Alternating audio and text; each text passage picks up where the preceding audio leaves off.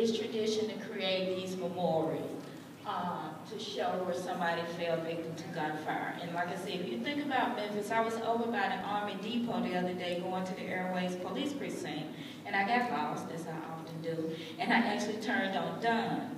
And there are teddy bears on the left, and then immediately across the street there are teddy bears on the right, and then if you go down maybe a half a block, there are another set of teddy bears.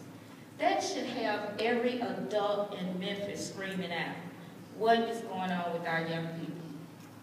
So if you say, who's falling victim to homicide, and these are Memphis statistics, not national Memphis, 79% of the homicide victims are male. 83% are African American, 66% are African American males, 17% are females. And most of them are under the age of 24. 75% of our homicides in Memphis involve a firearm.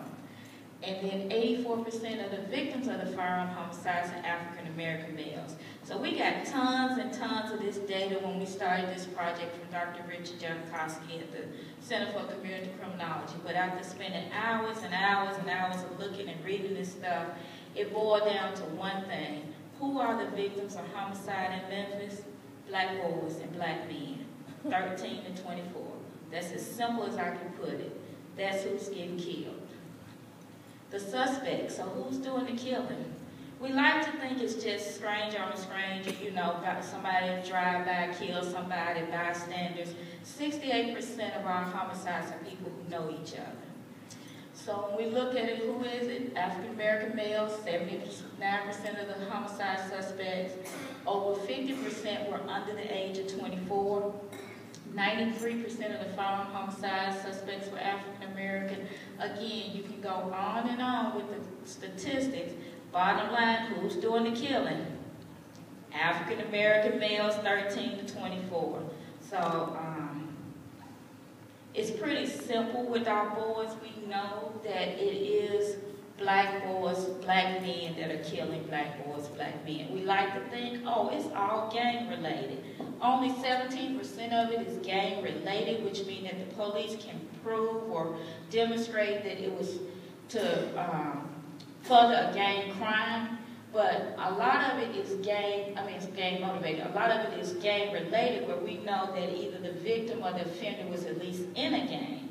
So about 51% of it is where we know the victim or the offender was in a gang. So with the boys, it's not just gangs. It's just them knowing how to deal with conflict, period. A lot of the homicides are related to gambling. It's related to drugs. You dated my girlfriend. You stepped on my toe. It's just young men killing each other over senseless stuff. Then we look at the girls. A lot of statistics that you don't often hear people talk about is girls in gangs. So how many girls are in gangs? And these are national statistics. Approximately 32,000 teenage female gang members, 48,000 adult female gang members. 40% of gangs allow female members, but only 1 out of 10 members is a girl. So you have some gangs that are all girl gangs, and then you have some of your traditional gangs where you'll have girls in those. There are very few all-girl gangs. When these statistics were done, it was 2%. This is rising. You're seeing more and more all-girl gangs. Female gang members commit fewer crimes and violence, so their incarcerations tend to be for drug use, larceny, petty theft. Again, we're seeing a change in this trend. You're seeing female gang members that are more violent than some of the males. They feel like they have something to prove.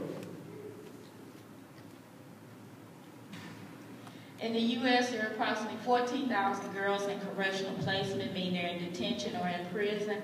70% of the girls in jail report having been sexually abused or victimized as children. So we have to start looking at not only where they are, why are they there, what happened, what made this child go down this road.